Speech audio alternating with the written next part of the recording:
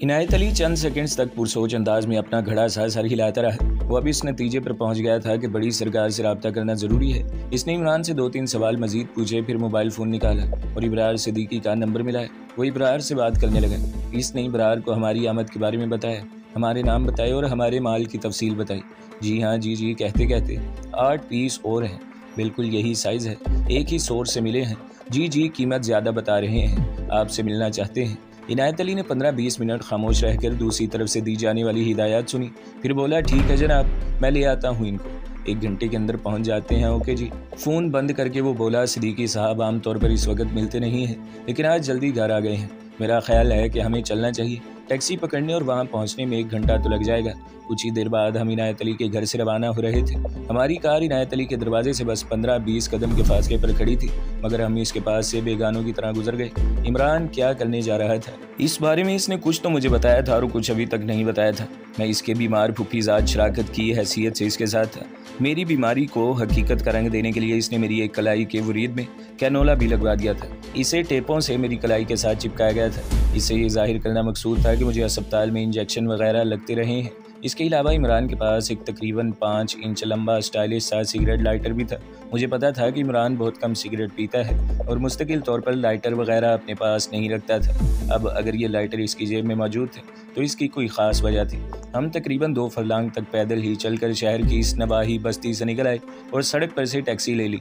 इस टैक्सी ने आधे घंटे में हमें हमारे जाने पहचाने इलाके में पहुंचा दिया। ये वही फिरदौस प्लाजे वाला इलाका था। इब्रार सिद्दीकी का लग्जरी फ्लैट इसी प्लाजे में था। यहीं से हमने चंद रोज़ पहले मजीद मिट्टू का पीछा किया था। इस वक्त हमने इस प्लाजे को सिर्फ सरसरी तौर पर देखा था। आज हम इसके अंदर दाखिल होने के लिए तैयार थे। अब रात के करीबन 12 बज चुके थे। कड़कती सर्दी में सड़कें सुनसान नजर आती थी। इनायत अली हमें लेकर इस शानदार इमारत में दाखिल हुआ और बजरिया लिफ्ट 4थी मंजिल पर आ गया। एडवोकेट इब्रार सिद्दीकी का फ्लैट इसी फ्लोर पर था। इस फ्लोर पर दाखिल होते ही हमें एक सिक्योरिटी गार्ड का सामना करना पड़ा। दूसरे गार्ड से फ्लैट के अब नौसी दरवाजे के सामने मुलाकात हुई।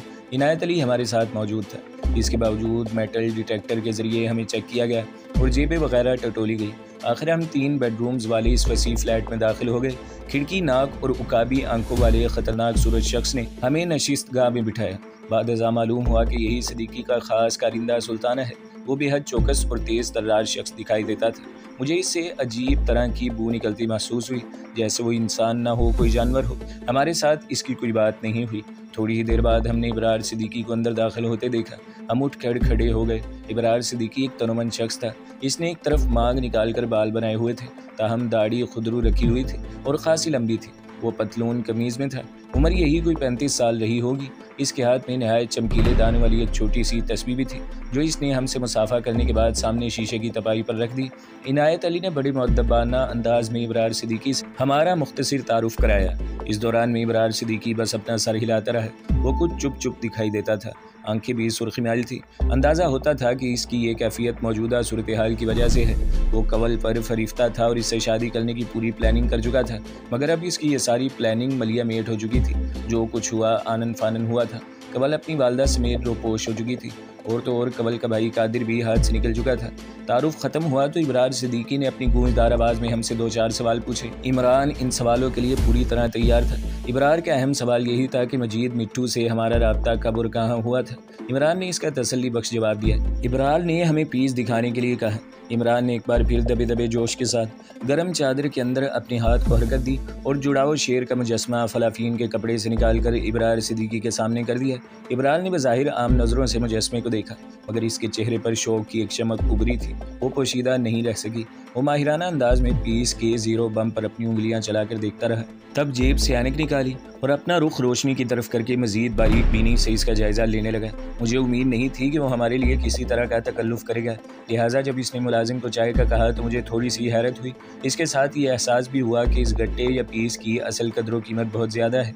ऐन मुमकिन था कि जिस चीज़ का सौदा हमसे 40-45 हज़ार में किया गया था, वो आगे चलकर 10-15 लाख या इससे भी ज़्यादा की कीमत पाती। इसी दौरान में इब्रार सिद्दीकी के बेश कीमत मोबाइल फ़ोन पर कॉल आ गई। इसने कॉल रिसीव की और मध्यम आवाज़ में बोला, जी हज़रत। इसका अंदाज़ मुअद्दबाना था, कियाफा लगाया जा सकता था कि दूसरी तरफ इब्रार सिद्दीकी का वही पीरो मुर्शिद है जिसका तज़किरा मजीद मिट्टू ने अपनी मौत से कबल किया था। इब्रार सिद्दीकी कह रहा था, जी हज़रत, तलाश तो हो रही है जी, पूरी कोशिश कर रहे हैं, बस आप खुसूसी दुआ कीजिएगा। जी हाँ। भाई का भी कोई पता नहीं चला। वो सब इकट्ठे ही निकले हैं कहीं? नहीं हजरत, सिराज या मैडम खुद तो ऐसा नहीं कर सकते। कम से कम मेरी अकल तो यही कहती है कि कोई तीसरी पार्टी है जी। फिर इब्रार सिद्दीकी बात करते करते दूसरे कमरे में चला गया। इसके बोलने की आवाज़ बस मध्यम आवाज़ सी आ रही थी, अल्फाज अब समझ में नहीं आ रहे थे। इस अमर में कोई शुबा नहीं था कि एडवोकेट मौलाना इब्रार सिद्दीकी साहब अपनी गुमशुदा महबूबा का तस्करा कर रहे थे और दूसरी तरफ इनके पीरो मुर्शिद साहब थे। लगता था कि इस पीरो मुर्शिद साहब को इब्रार सिद्दीकी की ज़िंदगी में खासुल खास अहमियत हासिल है। नशिस्तगाह की दीवार पर नहायत कीमती फ्रेम में एक बड़ी तस्वीर लगी हुई थी। ये एक 50-55 साल शख्स था। लंबी दाढ़ी थी लेकिन साथ टाई भी लगा कर रखी हुई थी। इसकी भुएं गैर मामूली तौर पर घनी थी और इन भुओं के नीचे लंबूतरी आंखों में खास चमक थी। मैंने नहायत मदम आवाज़ में इनायत अली से पूछा, ये कौन है? हज़रत साहब हैं, बड़े साहब के मुर्शिद, इसने सरगोशी में कहा। हज़रत साहब के हाथ में चांदी का एक नफीस सा कड़ा नज़र आ रहा था। ऐसा ही कड़ा अभी मैंने इब्रार सिद्दीकी की कलाई में भी देखा था। 2-4 मिनट बाद इब्रार सिद्दीकी वापस आ गया। वो अब कदरे पुरसुकून नज़र आता था। इसने पूरी तवज्जो के साथ 9 अदद गट्टों के बारे में हमसे बातचीत शुरू कर दी। इमरान ने यह कहकर इब्रार सिद्दीकी की दिलचस्पी में इजाफा किया कि इसके पास एक कदीम स्टोपा का टूटा हुआ हिस्सा भी है। इस करीबन 4 मुरब्बा फीट के टुकड़ों पर तस्वीरें कुंदा है और वो ये टुकड़ा भी नहायत मुनासिब कीमत पर इसके हवाले कर सकता है। चाय के बाद इब्रार सिद्दीकी ने इनायत अली को तो वापस रवाना कर दिया, ताहम इमरान के साथ इसके बेतकल्लुफ़ गुफ्तगू जारी रही। इब्रार सिद्दीकी जैसे नहायत घाक शख्स को मुतमईन करना कोई आसान काम नहीं था, मगर इमरान ये काम बखूबी कर रहा था। 9 अदद गट्टों की कीमत के बारे में भी इमरान ने तकरार का अंदाज इख्तियार नहीं किया और बड़े खुले दिल से ये मामला इब्रार सिद्दीकी की सवाबदीद पर छोड़ दिया। इसने कहा, साहब जी, हम गरीब लोग तो बस इज़्ज़त के भूखे होते हैं। आपने जो इज़्ज़त दी है इससे पैसे पूरे हो गए हैं। बाकी सौदे में 40-50 हज़ार ऊपर नीचे हो जाएं तो कोई फ़र्क नहीं पड़ेगा। फ़र्क पड़ना भी क्या है, मैं अच्छी तरह जानता हूँ कि 9 गट्टे मौजूद ही नहीं है। बस ये एक ही गट्टा था जो इमरान नमूने के तौर पर यहाँ लेकर आया था और ये भी इब्रार सिद्दीकी को शीशे में उतारने का एक हरबा था। जो प्रोग्राम हम तय करके निकले थे इसके मुताबिक हमें यहाँ इब्रार सिद्दीकी के शानदार अपार्टमेंट में रात गुजारने की कोशिश करना थी। मुझे एक मरीज़ की हैसियत से अपने साथ लाने का मकसद भी यही था। मेरे लिए इमरान की हिदायत थी कि जब हम यहाँ से जाने वाले होंगे तो मेरी तबीयत अचानक ख़राब हो जाएगी, सारी शिद्दत से चकराने लगेगा, मुझे कुछ देर आराम की ज़रूरत पड़ेगी। उम्मीद थी कि इस मौके पर इब्रार सिद्दीकी इखलाक का मुजाहिरा करेगा और हमें इतनी रात गए जाने से रोक लेगा, लेकिन बीमारी के बहाने की नौबत ही नहीं आई। बातों में रात के 2 बज गए। बाहर मौसम भी सख्त सर्द और अबरालूद था। गाहे बगाहे छींटे पड़ने लगते थे।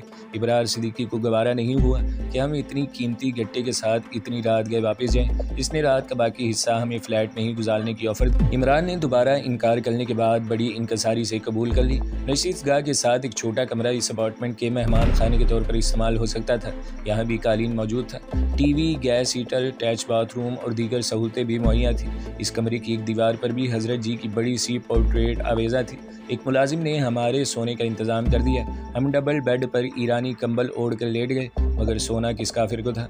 हम यहाँ जागने के लिए आए थे। मैं जानता था कि अब इस मिशन का अहम तरीन मरहला शुरू होने वाला है। वो नायाब फास्टिंग बुद्धा इसी अपार्टमेंट में कहीं मौजूद था, जिसके लिए बहुत से लोग दीवाने हो रहे थे। वो 2 फीट तवील गट्टा इन्हीं दरो दीवार में कहीं छुपाया गया था और ऐसे अच्छे तरीके से छुपाया गया था कि मजीद मिट्टू 2 बार भरपूर कोशिश करने के बावजूद नाकाम रहा था। मजीद मिट्टू ऐसे मामलों में निहायत माहिर समझा जाता था। इमरान को मैडम से मालूम हुआ था कि मजीद एक ख़ानदानी नकबज़न है। किसी 4 दीवारी में घुसकर वहाँ से किसी शय को निकाल लाने में इसे मलिका हासिल था। इसने इस अपार्टमेंट में खूब तगदो की थी, मगर कामयाब नहीं हो सका था। रात आहिस्ता आहिस्ता सिरक रही थी। खिड़कियों से बाहर सर्द हवा का शोर था। इस अपार्टमेंट का निहायत ख़तरनाक रखवाला सुल्ताना हमारे कमरे से बाहर मौजूद था और जाग रहा था। इसकी सूरत देखकर ही अंदाज़ा होता था कि बवक्ते ज़रूरत वो हर बड़े से बड़ा कदम उठा सकता है। फ़िज़ा में सनसनी सी तैरने लगी। मैंने मध्यम आवाज़ में पूछा, अब तो बता दो कि क्या करना है। बस तैयार हो जाओ, वो जोशीले अंदाज में बोला। अभी थोड़ी देर में मकामी फायर ब्रिगेड को फ़ोन करना है कि फिरदौस प्लाजे के टॉप फ्लोर पर रिहायशी अपार्टमेंट में आग लग गई है। ये झूठ बोलने का मकसद, यार झूठ कौन बोल रहा है, सच्ची सच्ची बात करेंगे। मगर आग कहाँ है? आग भी लग जाएगी यार, इतने बेताब क्यों हो रहे हो? और ये भी कोई ज़रूरी तो नहीं होता ना कि आग लगने के बाद ही फायर ब्रिगेड को इतला दी जाए। अक्सर फायर ब्रिगेड वाले लेट हो जाते हैं, इसलिए सियाने लोग पहले ही फायर ब्रिगेड को कॉल कर लेते हैं। इमरान की बातों पर हंसी तो नहीं आ सकती थी, ताहम मुझे इस बेपनाह एतमाद का एहसास था जो वो निहायत पुरखतर लम्हात में भी अपने अंदर मौजूद रखता था। और इसका यही गैर मामूली एतमाद था जो मुझ जैसे माठे शख्स को भी अब बतदरीज एक नए सांचे में डाल रहा था। अब मैं ये कहूँ तो बेजाना होगा कि अब मुझे भी इस सनसनीखेज़ी में कुछ लुत्फ़ आने लगा था। इसने मुझे सरगोशियों में कुछ हिदायत दी। ये हिदायत सुनकर मेरी आंखें खुली रह गईं। वो बवक़्ते ज़रूरत वाक़ई शातिर हो जाता था। अब भी वो एक नहायत बोल्ड कदम उठाने जा रहा था। मैंने पुरंदेश लहजे में सरगोशी की, लेकिन इमरान, यहाँ इर्द गिर्द भी तो अपार्टमेंट हैं। अगर किसी दूसरे अपार्टमेंट को नुकसान पहुँचा तो? यार, फायर ब्रिगेड वाले आग बुझाने के लिए आते हैं, कोई लुड्डी डांस तो पेश नहीं करना होता उन्होंने। फिर भी अगर थोड़ा बहुत नुकसान हो गया तो कोई बात नहीं, it is part of the game. हाँ, कोई जानी नुकसान नहीं होना चाहिए और इंशाल्लाह हम होने भी नहीं देंगे। करीबन 3-4 मिनट बाद हम हरकत में आ गए। सबसे पहले इमरान ने अपने मोबाइल पर मकामी फायर ब्रिगेड का नंबर मिलाया और इन्हें घबराए हुए लहजे में इतला दी कि फिरदौस प्लाजे के बालाई अपार्टमेंट में आग लग गई है। ताहम ये इतला देते हुए इमरान ने अपना लहजा इतना बुलंद नहीं होने दिया था कि आवाज़ कमरे से बाहर जाती। इसके फ़ौरन बाद इसने दूसरा स्टेप लिया, गैस हीटर बंद कर दिया, लेकिन गैस दोबारा खोल दी। गैस की बू तेज़ी से कमरे में फैलने लगी। जब काफ़ी गैस फैल गई तो हम दरवाज़ा खोलकर तेज़ी से बाहर निकल आए। बाहर निकलते निकलते इमरान ने एक और काम किया। इसने अपने लाइटर से खिड़की के पर्दों को शोला दिखा दिया। भक भक की आवाज़ से बेडरूम ने आग पकड़ ली। ये एक हिला देने वाला मंजर था। आग आग, एक मुलाजिम के चिल्लाने की आवाज़ सुनाई दी। फिर मैंने सुल्ताना का धुआंधार चेहरा देखा। वो फटी नज़रों से भड़कते शोलों को देख रहा था। तब वो अजीब खौफजदा अंदाज में दौड़ा और इसने तड़प कर एक करीबी दीवार से आग बुझाने वाला सिलेंडर उतार लिया। क्या हुआ सुल्ताना? किसी करीबी कमरे से इब्रार सिद्दीकी की चिल्लाती हुई गूंजदार आवाज़ उभरी। आग साहिब जी, सुल्ताना बस इतना ही कह सका। इसने बड़ी दलेरी से आगे बढ़कर आग पर गैस फेंकी, ताहम आग का फैलाव इस सिलेंडर की कारकर्दगी से कहीं ज़्यादा था। इसी दौरान में मैंने देखा कि इमरान ने अपने 5 इंच लंबे लाइटर को इस खास अंदाज से इस्तेमाल किया जिसके बारे में वो मुझे बता चुका था। एक बटन पुश करके इसने लाइटर को कॉमन रूम में फेंक दिया। कॉमन रूम में आग नहीं लगी, मगर वहाँ इतनी तेज़ी से धुआं फैला कि यही लगा जैसे पूरा अपार्टमेंट आग की जद में आ गया है। ये धुआं इस खास किस्म के लाइटर से बरामद हो रहा था जैसा कि इमरान ने मुझे बताया था। ऐसे लाइटर सर्कस में शोबदेबाजी के लिए इस्तेमाल किए जाते हैं। पूरे अपार्टमेंट में एकदम तहलका मच गया। प्लानिंग के मुताबिक मैं और इमरान इब्रार सिद्दीकी की तरफ बढ़े। वो यकीनन सोते में उठा था। इसके बदन पर सिर्फ शलवार और बुनियान थी। बुनियान में इसकी मोटी लेकिन ठोस तोंद नुमाया नजर आती थी। अफरा तफरी के आलम में इधर उधर भागते हुए ये तोंद बुरी तरह दहल रही थी। आग लग गई है साहब जी, आग! इमरान दहशत ज़दा आवाज़ में चिल्लाया। इमरान का ये बेमानी फिक्रा सिर्फ दहशत बढ़ाने के लिए था, वरना अंधे को भी दिखाई देता है कि अपार्टमेंट आग की लपेट में आ गया है। इब्रार सिद्दीकी आलम वहशत में नाच कर रह गया। पहले इसने मोबाइल पर गालिबन फायर ब्रिगेड को कॉल करने की कोशिश की, फिर इसको अधूरा छोड़कर अपने बेडरूम की तरफ गया। अब शोले इस बेडरूम के साथ वाले कमरे की तरफ बढ़ना शुरू हो गए थे। धुआं तेज़ी से फैल रहा था। इब्रार सिद्दीकी बुरी तरह खांसता हुआ अपने बेड पर चढ़ गया। वो 2 बड़े कुशन ऊपर नीचे रखकर बेड पर खड़ा हुआ तो इसका हाथ छत की अंदरूनी सीलिंग तक पहुंचने लगा। यहाँ खानेदार डिज़ाइन बना हुआ था। सिद्दीकी ने 1-2 सेकंड तक इन खानों का जायज़ा लिया, जैसे मतलूबा खाना गिन कर ढूंढ रहा हो। तभी इसने खाने के कोने को मखसूस झटके से ऊपर की तरफ दबाया। ये तकरीबन 2 फीट मुरब्बे का खाना बाकी छत से अलहदा होकर ऊपर चला गया। सिद्दीकी ने खांसते हुए अंधाधुंध इस खाने में हाथ चलाया। कोई चीज़ इसने जोर लगाकर बाहर खींच ली। ये पॉलीथिन में लिपटी हुई थी।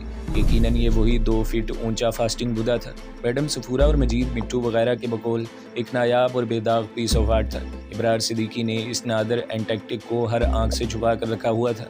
किसी को इसकी हवा तक नहीं लगने दी थी, लेकिन आज वो हमारे सामने इस पीस को इसके खुफिया ठिकाने से निकाल रहा था। वो और इसका पीस बुरी तरह धुएं में लिपटे हुए थे। बिस्तर पर से उतरने से पहले इसने ये पीस बदस्ते खुद इमरान के हाथों में थमा दिया। लाइए लाइए, इमरान ने खलूसे दिल से कहा। सिद्दीकी से पीस लेने के बाद इमरान ने मुझे थमा दिया। वो वज़नी था, मगर इतना भी नहीं जितना मैं समझ रहा था। खुदा के इस मुजस्मे ने शायद आलती पालती मार रखी थी। नीचे से इसका फैलाव काफ़ी ज़्यादा था। इमरान ने सिद्दीकी को बेड से उतरने में मदद दी। खांस खांस कर सिद्दीकी का बुरा हाल था। हमने अपने चेहरे पर कपड़े लपेट रखे थे, इसके बावजूद हम भी खांस रहे थे। मैंने इब्रार सिद्दीकी को इमरान के सहारे डबल बेड से उतरते देखा। इसके बाद मुझे पता नहीं चला कि क्या हुआ।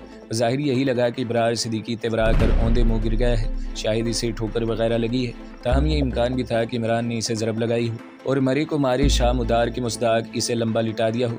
इस बात का एतराफ़ इमरान ने 5-6 दिन बाद किया कि इसने इब्रार सिद्दीकी की गर्दन पर ज़रब लगाई थी। चलो, सिद्दीकी के गिरते ही इमरान ने तेज़ सरगोशी की और पॉलीथिन में लिपटा मुजस्मा मेरे हाथ से ले लिया। हम दरवाजे की तरफ बढ़े। 2 मुलाजिम खांसते हुए हमारी तरफ लपक रहे थे। साहब जी को देखो, वो गिर गए हैं, इमरान ने बुर्राई हुई आवाज़ में और बेडरूम की तरफ इशारा किया। आग अब मेहमान खाने से निकलकर कॉमन रूम तक पहुँच गई थी। फर्नीचर धड़ाधड़ जलना शुरू हो गया था। हजरत जी की तस्वीर आग की जद में आने के बाद औंधे मुंह सुलगते ईरानी कालीन पर गिरी। सुल्ताना सिलेंडर्स के जरिए आग पर काबू पाने की नाकाम कोशिश कर रहा था। साथ साथ वो किसी कासिम नामी साथी को मुखातिब करके दहाड़ रहा था, कासू कासू फ़ोन कर फायर ब्रिगेड को। इसकी आवाज़ खौफ से फटी हुई थी। उसका रुख दूसरी तरफ था। हम अपार्टमेंट से बाहर निकले। पूरे प्लाजा में हलचल मच गई। बौखलाए हुए लोग इधर उधर भाग रहे थे। हम सीढ़ियों की तरफ बढ़े। 2 चौकीदार सिलेंडर लिए मुतासरा अपार्टमेंट की तरफ लपक रहे थे। हम इनके पहलू से गुजर कर सीढ़ियों पर आ गए। बिखरे बालों वाली एक नौजवान लड़की जो शायद कुछ देर पहले अपने शौहर के साथ बिस्तर में अच्छा वक्त गुजार रही थी। इर्द गिर्द से लोगों के चिल्लाने की सदाएं बुलंद हो रही थी। सेकंड फ्लोर पर हमने एक मोटी ताजी खातून को देखा। वो स्लीपिंग गाउन में थी और 2 छोटे बच्चों को अपने बाजुओं में लेकर सीढ़ियां उतरने की कोशिश कर रही थी। हालांकि वो आग से बहुत दूर थी, मगर लगता था कि सबसे ज़्यादा खतरा इसी को है। आपा जी की मदद करो यार, इमरान ने कहा। मैंने खातून का एक बच्चा उठा लिया। चंद सेकंड्स बाद हम ग्राउंड फ्लोर पर थे। यही वक्त था जब फायर ब्रिगेड वालों की घंटियां सुनाई देने लगी। वो बिल्कुल ठीक वक्त पर पहुंच गए थे। हम फिर दोस्त प्लाजा से बाहर निकले। बहुत सी राह चलती गाड़ियां सड़क के किनारों पर रुक चुकी थी। इर्द गिर्द की इमारतों की खिड़कियां और दरवाज़ा खुल रहे थे। टॉप फ्लोर के अपार्टमेंट में लगी हुई आग की झलकियां सड़क से ही नजर आ रही थी। हमने हल्की हल्की फुहार में तेज़ी से 2 सड़कें क्रॉस की और फिर एक टैक्सी में बैठ गए। इमरान पिछली सीट पर बैठ गया और फास्टिंग बुद्धा का नादर मुजस्मा इसकी गोद में था। एक भी गोली चलाए बगैर, किसी भी शख्स को शदीद जख्मी किए बगैर, बिला किसी बड़े झगड़े के ये फास्टिंग बुद्धा इमरान ने हासिल कर लिया था। और वो ऐसा कर सकता था। मसाइल को अलग तरीके से देखने और इन्हें हल करने की सलाहियत इसमें मौजूद थी। इस सलाहियत को इसकी गैर मामूली बेखौफी से मजीद तकवीत मिलती थी। टैक्सी ने हमें 20 मिनट में वापसी इसी रिहायशी कॉलोनी में पहुंचा दिया जहां इनायत के घर का दरवाज़ा साफ नजर आता था। पता नहीं इसे भी फिरदौस प्लाजा की आग का पता लगा है या नहीं। इमरान ने ड्राइविंग सीट संभाल ली। बुद्धा को बड़े एहतराम से पिछली नशिस्त पर बिठाकर इस पर कपड़ा डाल दिया गया। वो जैसे 4,500 साल पहले खामोश था, आज भी कुछ नहीं बोल रहा था। अब्दी खामोशी जिसमें ज़िंदगी, निर्वाण और कायनात के हज़ार राज पोशीदा थे। बुद्धा आलती पालती मारे बैठा था, इस ख्याल से कि वो आगे को न गिरे। इमरान ने इसके आगे 2 कुशन रख दिए थे। एक तो तुम्हारी चमड़ी में डल नहीं है, मैंने कहा। गाड़ी इस घर से इतना करीब खड़ी करने की क्या ज़रूरत थी? अब तो जो होना था वो हो गया, इसने सादगी से कहा। आइंदा जब भी मौलाना इब्रार सिद्दीकी साहब के अपार्टमेंट में आग लगाने का प्रोग्राम बनेगा, मैं गाड़ी साथ वाली गली में खड़ी किया करूंगा। अब खुश मैं मुंह बना कर रह गया। हमारी गुजरावाला तक पहुंचते पहुंचते उजाला होगा। ये खबर आलूद सुबह थी। हमने कामुकी कस्बे के पास एक छप्पर होटल पर रुककर एक कड़क चाय पी और बिस्कुट वगैरह खाई। यहाँ रुकने का हमें एक और फ़ायदा होगा। फिरदौस प्लाजा में होने वाली आग की मुख्तसर खबर भी एक न्यूज़ चैनल पर मिल गई। स्क्रीन पर चलने वाली एक पट्टी कुछ यूँ थी। जहलम शहर के एक प्लाजे में आग लग गई। एक फ्लैट जल गया, दूसरे को जुज़वी नुकसान पहुंचा। फायर ब्रिगेड ने वक़्त पर पहुंचकर आग पर काबू पा लिया। किसी जानी नुकसान की इतला नहीं मिली। इमरान ने चाय का घूंट लेते हुए कहा, यार ये हमारे फायर ब्रिगेड वालों की कारकर्दगी कुछ अच्छी नहीं होती जा रही। मैं सर हिलाकर रह गया। करीब बैठे एक पठान ट्रक ड्राइवर ने कहा, खुद हमने तो ये देखा है कि फायर ब्रिगेड की अपनी गाड़ी को भी आग लग जाए तो गाड़ी वाले आग बुझाने में 5-10 मिनट की देरी ज़रूर लगाते हैं। ये प्लाजे का मालिक कोई पहुंचा हुआ बुजुर्ग होगा। सब हंसने लगे। इमरान ने भी इस हंसी में शिरकत की। हम सुबह 9 बजे के लगभग सिक्योरिटी के 2 मरहलों से गुजर कर लाल कोठी में दाखिल हो गए। हम अभी तक इसी देहाती लिबास में थे। कोठी में मैडम सफूरा बहुत बेकरारी से हमारा इंतजार कर रही थी। इमरान ने रास्ते में ही मोबाइल पर इसे अपनी आमद और कामयाबी की इतला दे दी थी। जब हमारी गाड़ी पोर्च में रुकी तो मैडम सफूरा वहाँ पहले से मौजूद थी। इसकी बेताब निगाह सबसे पहले गाड़ी की पिछली नशिस्त की तरफ गई जहाँ कंबल नुमा कपड़े के नीचे बुधा मौजूद था। इसकी आंखें चमक उठी। एक लम्हे के लिए यूं लगा कि वो बुधा पर झपटेगी और बेताब होकर इसे अपनी गोद में उठा लेगी, लेकिन फिर इसने संभाला लिया और अपना रुख रुखाव बरकरार रखने में कामयाब रही। इसने दबे दबे जोशीले अंदाज में हमारी खैर खैरियत दरियाफ्त की। फिर इसके इशारे पर 2 मुलाजमीन ने कमाल एहतियात के साथ बुधा का 2 फीट ऊंचा मुजस्मा कार में से निकाला और अंदरूनी कमरों की तरफ बढ़े। हम भी साथ ही थे। मुजस्मे को लाल कोठी के एक खास कमरे में पहुंचाया गया। यहाँ 2 बड़ी बड़ी मेज़ें थी। इन पर कुछ बसरी आलात पड़े थे। एक एक्सरे मशीन जैसी चीज़ थी। 2-3 जदीद स्टील कैमरे थे। फर्श पर एस्ट्रोट्रोफ जैसी शय बिछी हुई थी। बुधा के मुजस्मे को बेहद एहतियात के साथ एक मेज़ पर रख दिया गया। कुछ ही देर बाद मुलाजमीन बाहर चले गए। अब वहाँ हमारी और मैडम के सिवा और कोई नहीं था। वेल डन इमरान, मैडम ने एक बार फिर दबे दबे जोश से कहा। तुमने खुश कर दिया। Thank you madam. और देख लें, वादे के मुताबिक किसी तरह का कोई नुकसान नहीं हुआ। अगर हुआ होगा तो थोड़ा बहुत माली नुकसान हुआ होगा। हाँ, मैंने भी अभी न्यूज़ देखी है। एक दोस्त से भी बात हुई है। फ्लैट के 2 कमरे ही ज़्यादा मुतासिर हुए हैं। सिद्दीकी को करीबी अस्पताल ले जाया गया है, मगर तिब्बी इमदाद के बाद फारिग कर दिया गया है। गिरने से इसके चेहरे पर थोड़ी बहुत चोट आई है। सिद्दीकी वगैरह का आम तासुर क्या है? इमरान ने दरियाफ्त किया। अभी ये तो मालूम नहीं हो सका, मगर सुना है कि वो मुकामी थाने में नामालूम अफराद के खिलाफ डकैती या चोरी वगैरह का पर्चा दर्ज कराने का सोच रहा है। मेरा ख्याल है कि सिद्दीकी का ध्यान इसी पार्टी की तरफ जा रहा है जिनकी वजह से इसे इस मुजस्मे को लाहौर से जहलम ले जाना पड़ा था। ये गुंडा टाइप लोग हैं। लाहौर में भी ये सिद्दीकी के घर के गिर्द मंडलाते रहे। मैडम की आंखों में कामयाबी चमके। तो दोस्तों, अगली किस्त सुनने के लिए हमारे चैनल को सब्सक्राइब करें, वीडियो को लाइक करें और बेल के आइकन पर भी क्लिक कर दें ताकि हर जो आने वाली वीडियोज़ हैं वो आपको सबसे पहले मिलती रहें।